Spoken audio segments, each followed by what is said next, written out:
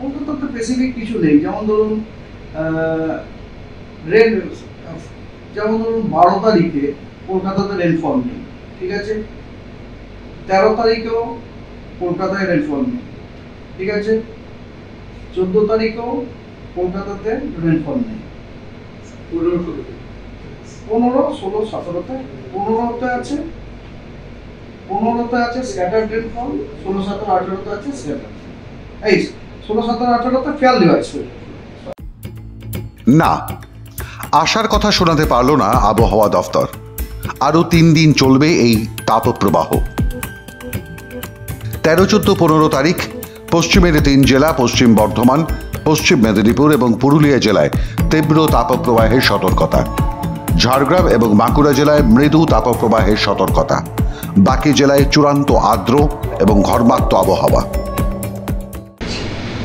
South বেঙ্গলে আপনার কমলা সতর্কবার্তা দেওয়া হয়েছে সিভিয়ার হিট ওয়েভের জন্য ওয়েস্ট মিদনাপুর, পুরুলিয়া এবং ওয়েস্ট বর্ধমানে, এবং হলুদ সতর্কবার্তা দেওয়া হয়েছে আপনার হিট ওয়েভের জন্য ঝাড়গ্রাম এবং বাঁকুড়াতে, এবং হট অ্যান্ড হিউমিড ওয়েদারের সতর্কবার্তা দেওয়া হয়েছে হুগলি, ইস্ট বর্ধমান, বীরভূম এবং মুর্শিদাবাদে। এবং ঝোড়ো হাওয়া 30 থেকে 40 কিলোমিটার বেগে, তার সাথে বজ্রবিদ্যুৎ সহ বৃষ্টি, সেগুলি সতর্কবার্তা দেওয়া হয়েছে ঝাড়গ্রাম, ওয়েস্ট মেদিনীপুর, বাঁকুড়া, বর্ধমান, বীরভূম, মুর্শিদাবাদ, নদিয়া, হুগলি এবং পুরুলিয়াতে। তবে একেবারে নিরাশ করেননি ডিডিজিএম পূর্বাঞ্চল সোমনাথ বাবু। জানিয়েছেন 15 তারিখ সামান্য বৃষ্টি পেতে পারে মহানগরী কলকাতা। 15 তারিখে সাউথ বেঙ্গলের কোনো ডিস্ট্রিক্টেই আপনার হিট ওয়েভ বা সিভিয়ার হিট ওয়েভ বা হট অ্যান্ড হিউমিড ওয়েদারের কোনো সতর্কবার্তা নেই। তবে 15 তারিখে দক্ষিণবঙ্গের সব জেলাতেই বজ্র বিদ্যুৎ সহ বৃষ্টি, তার সাথে ঝোড়ো হাওয়া 40 থেকে 50 কিলোমিটার প্রতি ঘন্টায় সতর্কবার্তা দেওয়া হয়েছে।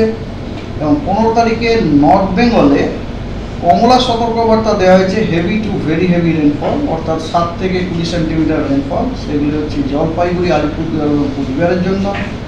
এবং হলুদ সতর্কবার্তা দেওয়া হয়েছে হেভি রেনফলের জন্য দার্জিলিং।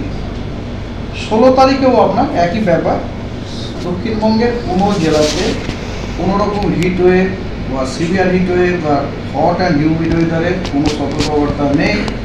রাদার দক্ষিণবঙ্গের সব জেলাতে বজ্র বিদ্যুৎ সহ বৃষ্টি, তার সাথে 40 থেকে 50 কিলোমিটার প্রতি ঘন্টায় গতিবেগে ঝোড়ো হাওয়া সতর্কবার্তা দেওয়া হয়েছে দক্ষিণবঙ্গের সব জেলাতে।